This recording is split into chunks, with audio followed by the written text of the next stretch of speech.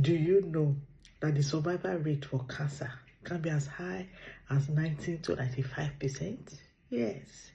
If it's detected on time, it can be that high, as compared to 10 to 20 if not detected on time. Yeah. Now, in this, I'll just give a brief classification or stages of cancer, what you can use as a generalized term, or you can use to have an understanding of all the cancers. Now, in stage 1, in most cancers, there are some cancers that you now have to break it down, but this is a generalized staging. In stage 1, it's just localized to the organ. So if it's breast, it's just breast. If it's prostate, it's just prostate. It's localized to that organ. The survival rate, if detected on time, is 90 to 95. Very good. That's pass mark. Then if it is around the surrounding structure, that means it has not gone far, but it's still going small to around this surrounding structure. What is it? It's 75 or 70 to 90. It's a pass mark, but not as good as 95 or 90. Stage 3, now it is not only on the breast or around the surrounding structure, it has gone to the lymph nodes. Now the prognosis is, or the survival rate has also reduced. Now we're not talking about 50 to 70, so now it is 50-50. But if it has spread, after it gets to the lymph nodes and now spread metastasized, that's what we call it. The survival rate is 10 to 25, to 20. And that's why a lot of people, once it has metastasized, we start telling them, go and put your house in order. So because of this, it is important for us to have an idea of the common cancers that are affecting this generation, so that we can know how we can manage it appropriately. Now, I will start with colorectal cancer. The reason why I'm starting with colorectal cancer, because it affects both male and female. Although there is a general say it is more common in men, but it affects both in almost equal percentages. Now, how do they present? It's just that what is colorectal, colon and rectum. That means there's a cancer in the back passage around the rectum, the large intestine of that person. Now, how do they, what are the causes? Why are they having it? The real fact is that it may be it is idiopathic and it is genetic. It runs in the genes. Then again, they can tell you that again, maybe people that have some disease conditions like irritable bowel syndrome, irritable bowel syndrome. I will not go into that. They can also tell lifestyle, sedentary life, obesity, smoking, alcohol.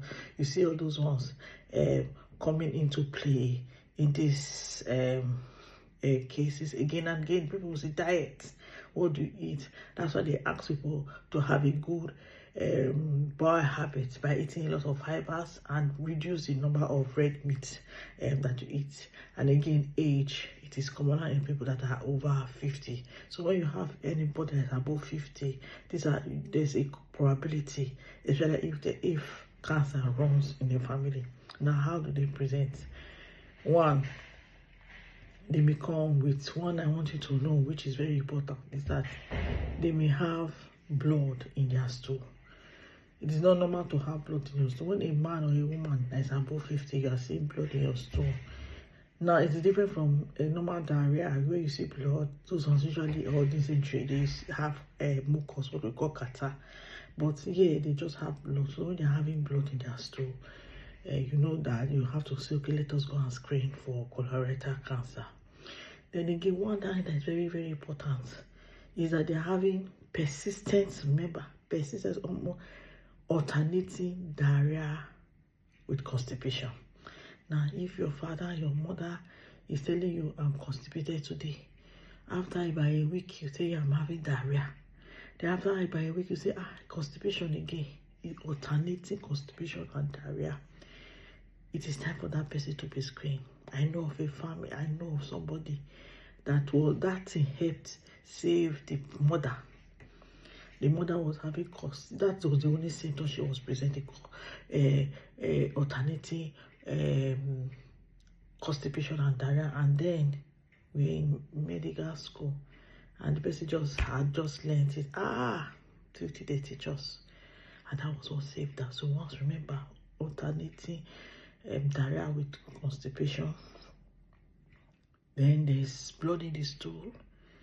Then before you can now start, by the time we are now having weight loss, and most time it has spread. So that is one thing I want you to. And what are the treatments? Unfortunately, what are the things that you can do to help yourself now? First of all, as much as possible, try and have a good diet. Eat a lot of vegetable. Eat a lot of fruits, things that can make your boy move. That's one. Two, as much as possible, avoid too much red meat, because it is, from what I've said so far, it can affect. Then once again, have I said smoking, alcohol, sedentary life. You know, when we are getting older, the tendency of you to say, oh, we are retired, let me just be sitting at home. Go out for a walk. Go out for a walk. All these things are very important, and they can help you. And the treatment is just surgery, chemotherapy, radiotherapy, pain. I'm not going to go into it, but I just want you to know that if all these cancers are targeted on time, they can be treated, and the person's life expectancy or survival rate is very high, 90 to 95. If not detected on time, it is as low as 10 to 25, 10 to 20. So what are you waiting for? Once your parents are above 50, these are things you should be asking how your poop will be. If they complain of alternative, just take. If you're having anemia, they're having anemia, they're having a weak sense of anemia and all that, try and address it on time. The survival rate is very high. Once detected on time. Thank you, and God bless. Bye.